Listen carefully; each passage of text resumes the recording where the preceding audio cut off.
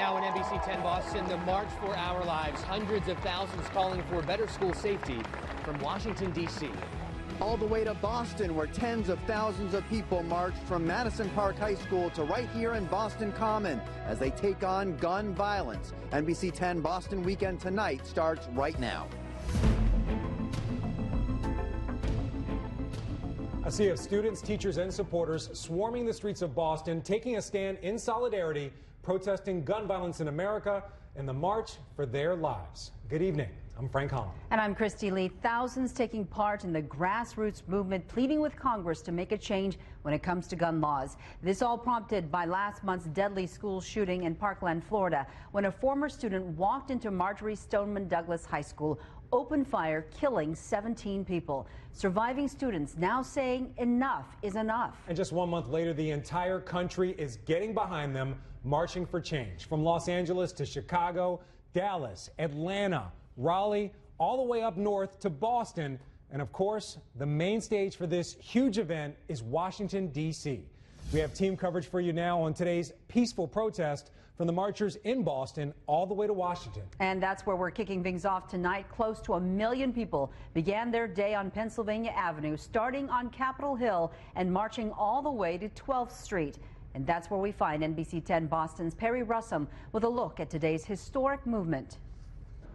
On crowded Pennsylvania Avenue, there are faces from all corners of the world. Chicago, Illinois. Florence, Italy. Marching for their lives in the shadows of the Capitol. It's a movement started by teenagers after the shooting in Parkland, Florida. We think it's sort of ridiculous that a 18-year-old can go out and buy a gun when you're not even allowed to drink until you're 21. These students go to class 10 minutes from Great Mills High School in Maryland, where 2 teenagers were shot only days ago. This isn't necessarily something that means we need to beef up security per se, but maybe we need to make sure that kids don't have access to this kind of stuff. Along the National Mall, hundreds of thousands of people held signs as far as you could see, calling for gun reform, mental health solutions, and safer schools. All this gun violence is too much. We just want it to stop. This group is Educators Against Gun Violence. They are teachers who joined together online after the shooting in Florida. It's the first time they're meeting face to face. The adults are going to listen and that we are going to fix this, and this time is different. Max Ruppenkamp is one of the youngest voices we heard, only 9 years old. My mom came up with the sign, I will remember, I will vote in 2026. I'm surprised this wasn't done at Columbine. It should have been done at Columbine. Before Columbine, Greg Gibson's son Galen was shot and killed at Simon's Rock in Great Barrington. It was 25 years ago. This is a cultural change, not just a legal change, not just a philosophical or moral change. It's a generational change. So here's this generation, and God, look at them, huh? Demonstrators are telling us the only way they may be able to affect change is by voting for different politicians, changing up the lawmakers. Here we have people registering to vote, hoping to affect change that they want to see in the weeks, months, and years to come. In Washington, D.C., Perry Russum, NBC 10 Boston. Stoneman Douglas senior Emma Gonzalez provided one of the more powerful moments of the D.C. event, naming all 17 people killed in the shooting. She then remained silent for several minutes before finishing her speech. Since the time that I came out here, it has been 6 minutes and 20 seconds. The shooter has ceased shooting and will soon abandon his rifle, blend in with the students as they escape, and walk free for an hour before arrest. Fight for your lives before it's someone else's job. Pretty powerful. Gonzalez is one of the student leaders who launched the movement with a speech she gave at a Fort Lauderdale rally 3 days after the shooting. Now to Boston, where tens of thousands turned out for this anti-gun rally. The good news, everything stayed peaceful here. Boston police tell us so far, no arrest. Marchers started at Madison Park Technical Vocational High School, making their way up Columbus Avenue, ending on the Boston Common. And that's where we find NBC 10 Boston's Michael Rosenfield. Michael? Out here today estimating up to 100,000 people taking part in the Boston rally and march today. Certainly a huge turnout here on Boston Common. So many people wanting to be a part of history. What a beautiful day for a protest! A passionate crowd congregating on the Common, motivated by the countless mass shootings plaguing the country. Marjorie Stoneman Douglas could have been one of your schools And honestly, it might be your school. Survivors of the Parkland, Florida shooting telling the Boston crowd about the fear and anger they still feel. I remember the absolute terror of being outside hearing code red, run. I remember needing to tell my family that I was alive. Today's events beginning with a march from Madison Park High School, a 2.5-mile walk to the Common. Students taking on gun violence, especially in their own schools. When I sit in class, my first instinct is, okay, if I sit down and someone walks through that door with a gun, what am I going to do? Where do I go? Students hoping this evolves from a one-day moment into a movement that lasts, and hope lawmakers are listening. Parkland may have been the breaking point. It's the younger generation fighting what they see as a gun culture. I do see both sides. I understand a lot of people say that it's in our Second Amendment, but our founding fathers didn't have assault rifles that could kill 15 people. What happens next is the big question. How do these young students harness all of their energy and enthusiasm to really accomplish their goals? Out here on the Common, Boston police tell us no arrests, no citations. Live in Boston Common, Michael Rosenfield, NBC 10 Boston. All right, thank you very much, Michael.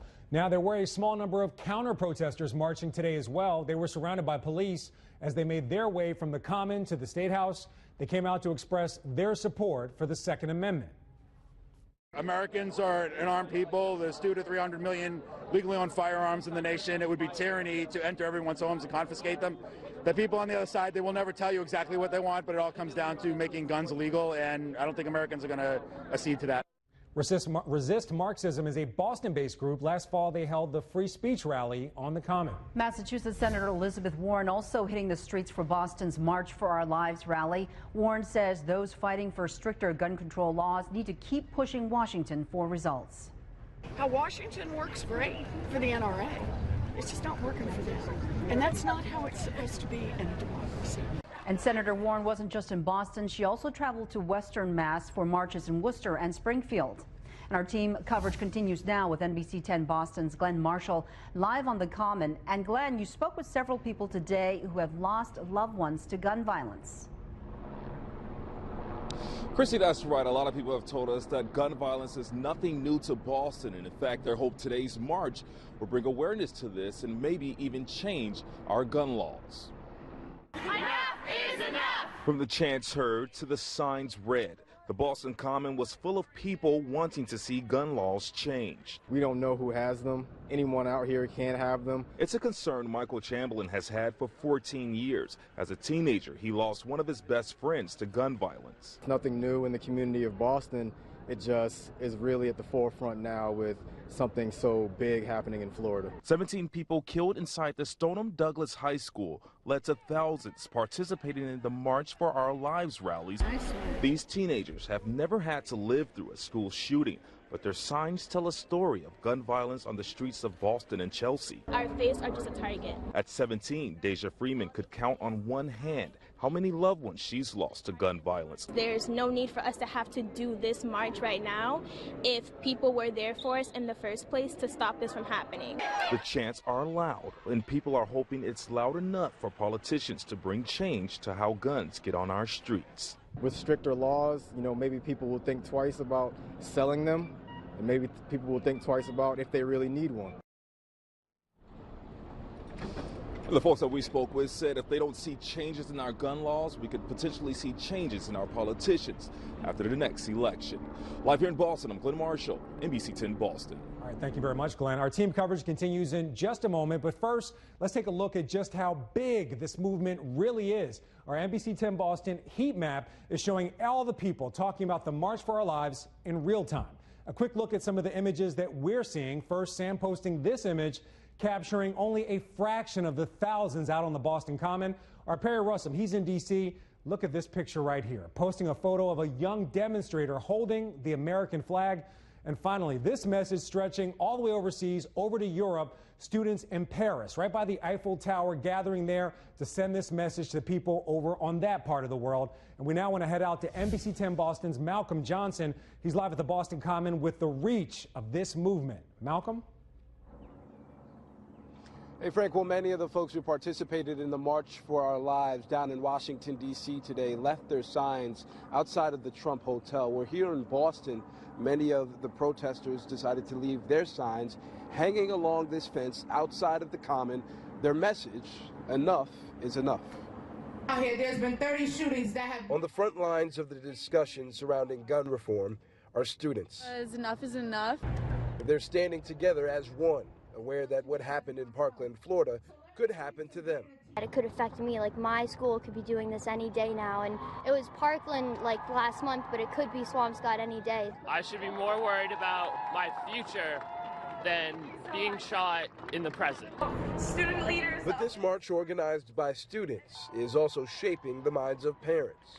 My children will be taught how to hide in the bathroom, standing up on the bathroom, crouching on the bathroom stalls and with the door locked so a shooter couldn't get to them.